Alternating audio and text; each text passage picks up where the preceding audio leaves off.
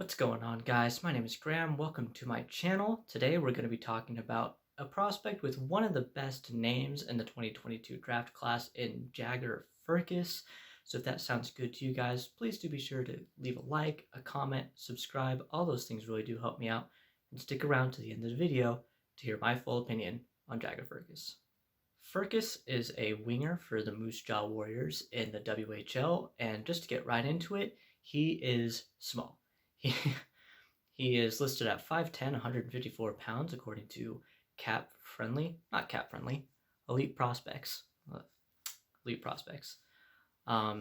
So he's on the smaller side. He's around like Savoy size, maybe a little bit bigger than Savoy, at least in terms of height. And that is immediately kind of plays into his biggest downside as a prospect, in my opinion. He gets beaten off the puck as you would expect a smaller player to. He's not great at avoiding pressure, especially from larger players. He's not great at avoiding pressure entirely, and when he is under pressure, he's not great at resisting it, especially if the player who is pressuring him has a significant size advantage, which in the WHL is common, but there's a lot of smaller players, right? There's 15-year-olds playing in the WHL on occasion. But when he's in the WHL, like your average player is going to be larger. So that is something that does, I guess, or will limit the effectiveness of Firkus in the in the NHL. And it is cause for concern, right? A lot of small, skilled players come up and they're fine, and that's a common thing. The NHL is getting smaller and smaller. But as a small player, you do have to think the game a little faster. You have to realize when a guy is probably going to be coming to hit you so you can avoid him. Get the puck off your stick faster because the game moves faster as well, right? So I think with Firkus, that is going to be the biggest challenge to his game. If he could end up being a guy who just doesn't pan out in the NHL because he can't adapt to the faster game and the bigger players. And that is what is really holding him back from being a first half of the first round type of player. However, the offensive upside Firkus brings, for me, is pretty high up there. I think he has one of the best shots in the draft, one of the best wrist shots anyways. I think of him, Shane Wright, obviously. Who else? Logan Cooley has a pretty good shot. Savoy has a decent shot. It's a pretty good shot. I think Firkus' shot is better than Savoy's. He has a really good release. So almost think of like Austin Matthews type wrist shot. Obviously not as good because Matthews quite arguably has the best wrist shot in the world. So not quite on that level, but he definitely has a wrist shot that is good enough to beat NHL goaltenders. Or if it's not now, it will be. That is not a concern to me at all. He's also pretty good at finding open areas of the ice in the offensive zone when he is away from the puck. So what I mean by that is when his team is cycling in the offensive zone, he will find an area maybe near the goal line, a little bit away from the net, and he'll be wide open. He does this at 5-on-5 and the power play.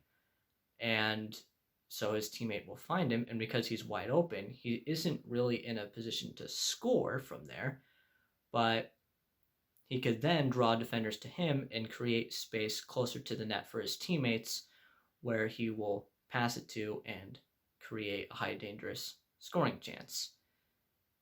And he does pass the puck a lot. He is a pretty prolific passer in terms of volume. However, he's not great at completing those passes. I believe his pass completion rate is around 50-55%, which is not very good. So if he can improve more in that area of the game, I think he could become a pretty well-rounded point producer at the NHL level. It's just when he's on the puck, especially outside the offensive zone, is where his troubles lie, really. He's not a great puck carrier, so he's not very good in transition, especially as a puck carrier, because he is beaten off the puck pretty easily. So that kind of limits his effectiveness as a full 200-foot player, I would say, because transition is really an underrated area of the game, right? The guys on your team that really drive offense, create chances, are usually guys that are really good in transition. So for the Sharks, for example, Noah Gregor is a guy who has not put up a lot of points, but he has created a lot of chances. And he does that because he's really good in transition as a puck carrier. He frequently is the first one into the zone, driving the net, and maybe takes a shot, generates a rebound. Maybe his teammate finishes, maybe they don't. But that's just one example. And Gregor is good at generating offense. So as a player who isn't super involved in transition, that kind of limits your role, right? So Firkus, I don't think is ever going to be like a top line play driving player. I think if he really hits his upside, he could be a top line complementary winger. So somebody else on his line is really like the superstar driving the offense, and he is there complementing that player and the other players on the ice and finishing chances that his teammates set up for him, because he does have a pretty good shot. And he could do that 5-on-5 and, of course, on the power play. Unlike players like Savoy, who is a similar size to him, a lot of his production in the WHL has been 5-on-5. He isn't as reliant on power play production as Savoy has been this year. So that is a good sign for his offense translating to higher levels of hockey. With Firkus, we're starting to get into players who there isn't a huge consensus on. Some scouts think he could go late first round. Other scouts think he's a second round or maybe even a third round draft pick. I think, given his offensive upside, mid-20s is a reasonable place to take him. I like him, as I said, a little bit more than his teammate, Denton Matejchuk, who I think is like late 20s, end of the first round type guy. So Firkus, I'd say, I don't know. If you're taking him as high as like 24, 23, 24, you might be reaching on him a little bit, but that depends on your team's draft philosophy or your personal draft philosophy. I don't mind that at all, especially if you have multiple first-round draft picks. Like a team like Buffalo, I believe, has 3 picks, and one of them is Vegas, which is going to be like probably 15 or 16. If Buffalo takes him 16, that's a pretty decent reach, but depending on who they get with their first pick, I could see that being a pretty decent haul. Just because if he hits, he's probably going to hit pretty well. Firkus is a guy that I see probably either top 6 forward who can score at the very least, is a decent point producer, 50-point guy, or he's not going to be a effective player in the NHL at all. He's kind of one of those guys that's just either they're going to thrive in a top 6 role or they're just not really going to be effective at all. I don't see him being an effective bottom 6 forward. Maybe a third line guy who plays on the top power play, but I don't know. That's kind of pushing it. That being said, where would I take him? That's a good question. I haven't actually thought about this.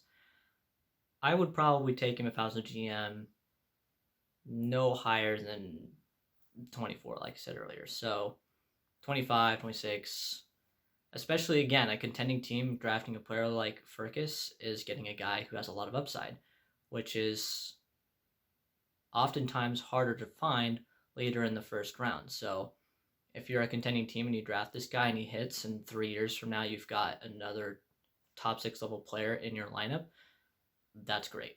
That is it for this video, guys. Thank you so much for watching. Once again, please do like, subscribe, comment, do all the things. It really helps me out.